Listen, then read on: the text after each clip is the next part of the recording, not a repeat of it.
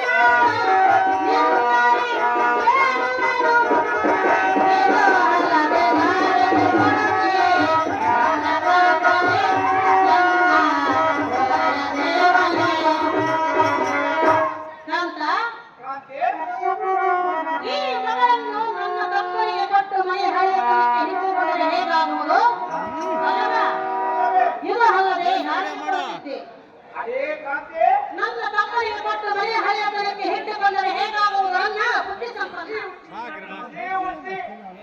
ಈಗ ಆಡಿದ ಮಾತು ಇನ್ನೊಂದು ಸಾರಿ ಆಡಿದರೆ ಗಂಟೆನಿಲ್ಲ ಕಪ್ಪಳಕ್ಕೆ ಸರಿ ಅಂತ ಹೇಳುತ್ತೇನೆ ಬರೀ. ಸಂಗಾತಿಯನ್ನು ಮುಂದೆ ಎತ್ತದಿರು.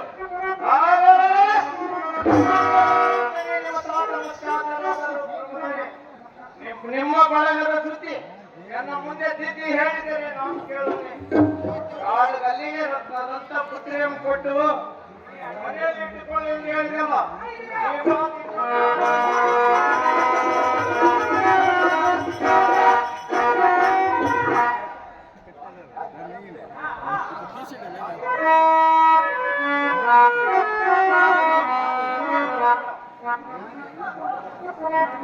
ಇನ್ನೊಮ್ಮೆ ಆಡಬೇಡ ಗಡಿಯ ಪ್ರಾಣವೇ.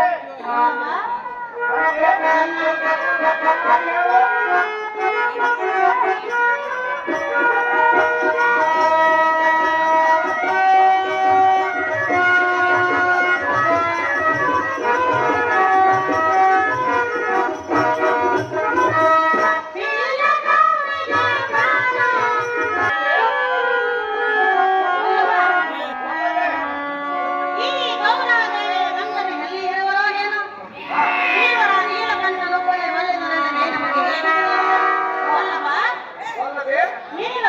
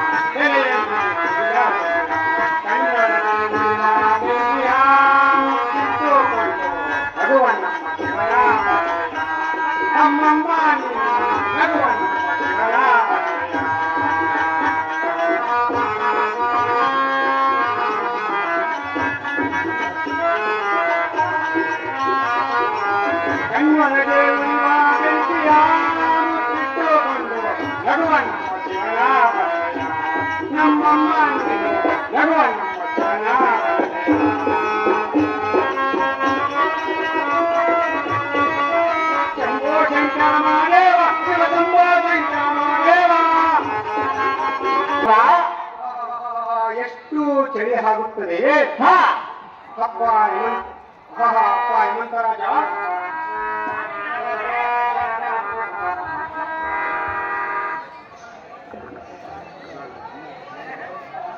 ಅಪ್ಪ ಹೇಮಂತರಾಜ, ಸ್ವಾಮಿ ನಾರದರೆ ಎಲ್ಲರೂ ಸಂತೋಷವೇ? ಸಂತೋಷವೇ ಸ್ವಾಮಿ. ಅಹೋ ತಾಯಿ,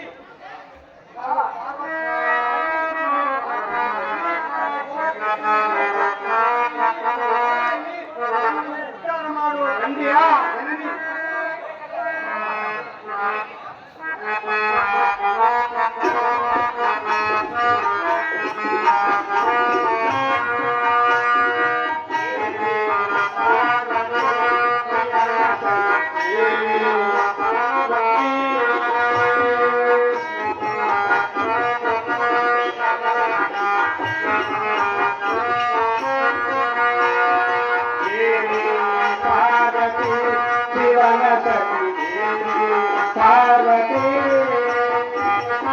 ಚಕ್ರವರ್ತಿಸಿದ ಆಯುಧಗಳನ್ನು ಹಿಡಿದು ಬರುವ ದುರಿತ ಕೋಟಿಗಳನ್ನು ಸಂಹರಿಸುವುದಕ್ಕೆ ಕಾರಣವಾಗಿ ರುದ್ರನ ಸನ್ನಿಧಿಯನ್ನಿಟ್ಟು ಹೇಮಂತರಾಜನ ಜನ್ಮ ಪಾಲನ ಮಾಡುವುದಕ್ಕೆ, ಮೇನಕಿ ಜನ್ಮ ಪಾಲನ ಮಾಡುವುದಕ್ಕೆ, ಮೇನಕಿ ಜನ್ಮದಲ್ಲಿ ಉದ್ಭವಿಸಿ ಸ್ವಾತಿ ಉದರದಲ್ಲಿ ಜಾತಿ ಮುತ್ತು ಹುಟ್ಟಿದಂತೆ ನೀ ಜನಿಸಿದ ತಾಯಿ, ನೀನು ಮಹಾಮಾಯಿ, ಜಗದೇಕ ವೀರ, ಪ್ರತ್ಯೋಪಜಾಲ, ಜ್ವಾಲಮಾನವೆಲ್ಲ ನಿನ್ನ ಚರಣ ನವಕೋಟಿ ರೇಷ್ಮೆಯ ತೀರವು ಪ್ರಕಾಶಿಸುವುದು.